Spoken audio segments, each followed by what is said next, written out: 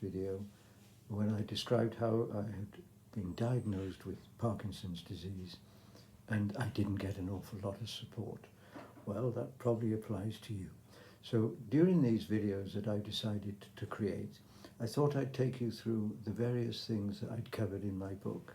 But today I'm going to change that because it made me realize this morning how tired I've been. And I thought everybody who's got Parkinson's to some extent or another suffers tiredness, fatigue, exhaustion, the inability to do anything because they're so tired. And one of the reasons for this is because we don't sleep very well. I don't sleep very well.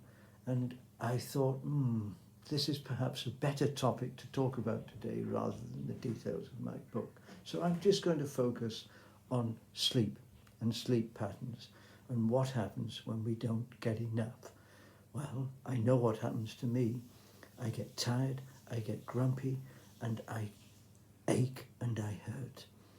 And what I've decided is that I needed to do something about it. And this is a theme that runs constantly through my videos and will continue to do so. I decided to do something about it. I could go to the medics, I could go to the consultant, and I could talk about it with my nurse, Parkinson's nurse specialist. Well, I did. That's exactly what I did. And what do they do as usual? We can help you here. We've got just a thing for you. Few more drugs. That's what you need. Few more drugs. We've got a special drug that will help you sleep. Well, it's either sleeping pills, which I don't want, or it's another form of ropinirole or Sinemet, which is a very slow release one, which you take just before you go to bed, keeps you relaxed, you don't wake up with stiff body, and you, in theory, sleep a whole night's sleep. The trouble is you're taking more drugs, and I don't know about you, but I don't want more drugs.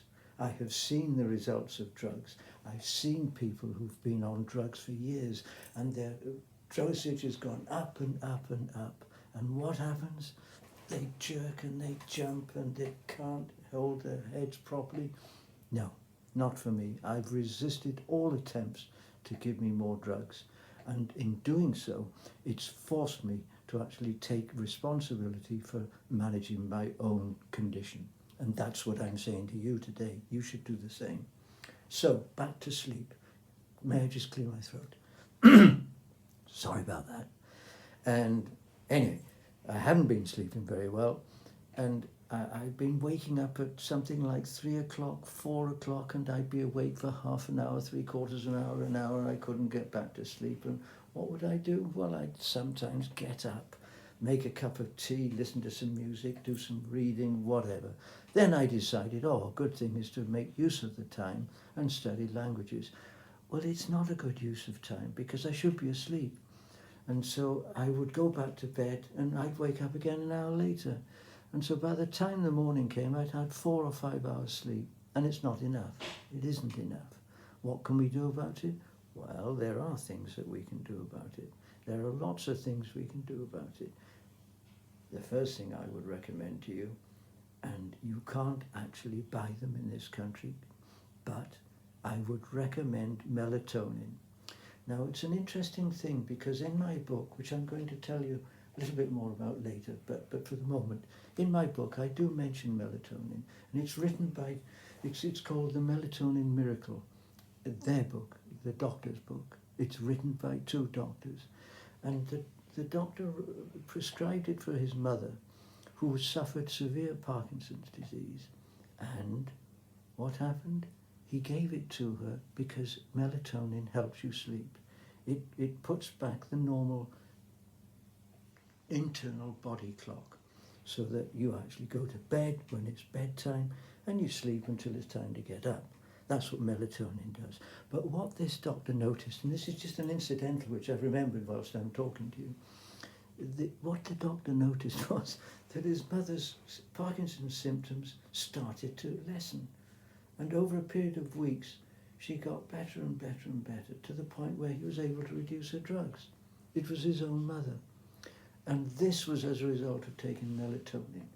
Well, I've taken melatonin and I take it actually because it helps me sleep. But I'd forgotten that it does actually help in other areas as well. So I just mentioned that as an aside. It's something you ought to think about. You can't buy melatonin in this country, but you can get it online. You can buy it from France or from America, and I would recommend a dose of between 3 and 5 milligram pill per night. And you take it approximately half an hour before you go to bed. Now you're probably thinking, well, if I knew this and wrote the book, why wasn't I taking melatonin, and why was I suffering disturbed sleep? I thought you said that, if you took it, you didn't. Well, I think you'll find that it applies to a lot of things. We start to do them, we get into a habit of doing them, and then slowly but surely we stop. I don't know why, but that's human nature. We do. And I'd stopped. So there I was, not sleeping very well, hadn't slept very well for quite a few weeks, when I again remembered my own book tells me to take melatonin. I had some in the cupboard. So I've started again, and I've got good news. I'm sleeping a lot better. I am sleeping a lot better. Last night, I went to bed at 11:30. I read until 11:45, and I woke up at 7:20. Well, that's enough. That is enough sleep for me. That's fine. It's when it's 4 hours and 5 hours, that's not enough. So, take melatonin. Get some melatonin. It's worth a try.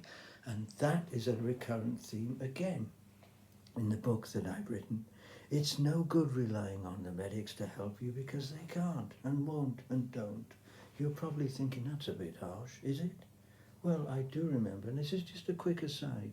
You may have experienced similar situations, but I had suffered hallucinations from the drugs, and I was imagining things. It put severe pressure on my marriage, which is a very happy one. Why? Because I was accusing my wife of all sorts of things. It just wasn't so, but I was imagining them.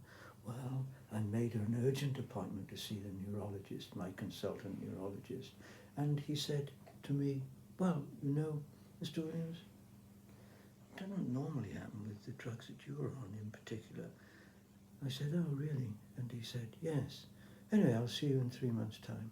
Now, that's honestly the truth. He gave me 3.5 minutes, and that was all the help I got. Again, there was the case of the nurse specialist, the Parkinson's nurse specialist, and she looked at me when I went from the outpatients department to her little clinic. She looked at me and she said, oh, you need more drugs. You're not walking at all well. So I sat down and I said to her, no, I need help. I need help. And she said, why? I said, because my walking isn't very good. And she said, no, I know it isn't. She said, you need more drugs. I said, no, I don't. I said, I've got sciatica. I said, I've got trapped nerve right in the bottom of my exterior, my bottom. Right into the seat of my bottom. It's going down into my leg, through my knee, into my lower leg, and into my foot. It's agony. It's so painful. I'm nearly crying. That's what's affecting my walking, and I need help. She said, well, what help do you need? I said, well, I want you to refer me urgently for a physiotherapy to get rid of the sciatica. She said, I can't do that. I said, why not? She said, because you're here for Parkinson's. I said, but it's making my Parkinson's worse. She said, yes, but it's not Parkinson's. I said, but that's ridiculous. I'm asking you to refer me to... Anyway, cut the long story short, she refused. She wouldn't. So what did I do? I went online. I did a huge amount of research. I found a group of exercises that it actually cured the sciatica. It got rid of it in 2 weeks. 4 weeks later, I had a phone call from the physiotherapy referral that my GP had given me. And they said, I'm going to give you a telephone consultation. I thought, telephone consultation? What good is that going to do? The point I'm making here is that if you rely on the medical profession, it doesn't work. Drugs, yes. If you want drugs, you can have them. You can have as many as you like. But if you want other help, you won't get it, or at least I've never got it. So I rely on myself. That's what I'm saying to you. And in terms of your sleep pattern, if it's disturbed, do something about it. You do something about it. Don't go and see your doctor. Don't go and see a nurse specialist. No, you decide to do something. You don't have to take anything that's harmful.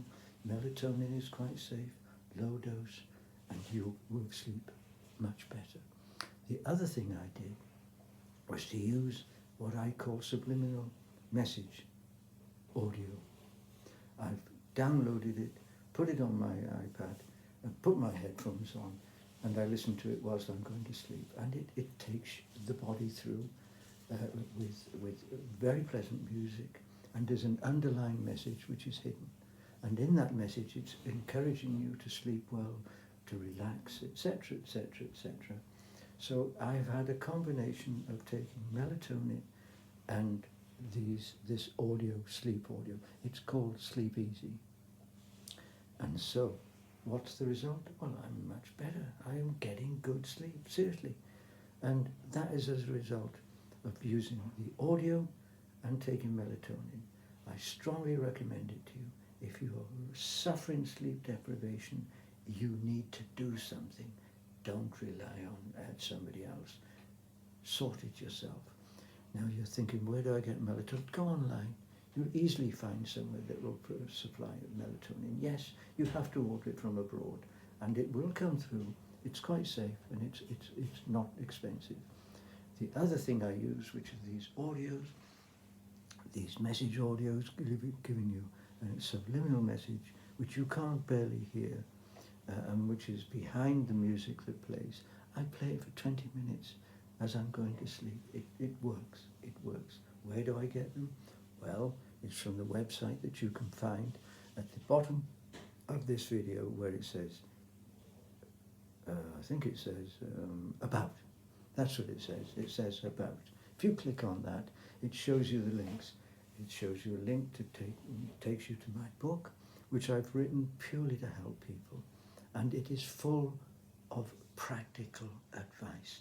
It is not full of medical descriptions, medical treatments, medical this, medical that. No, it tells you things that you can try and things that will help your Parkinson's. So go to About below and look for the links.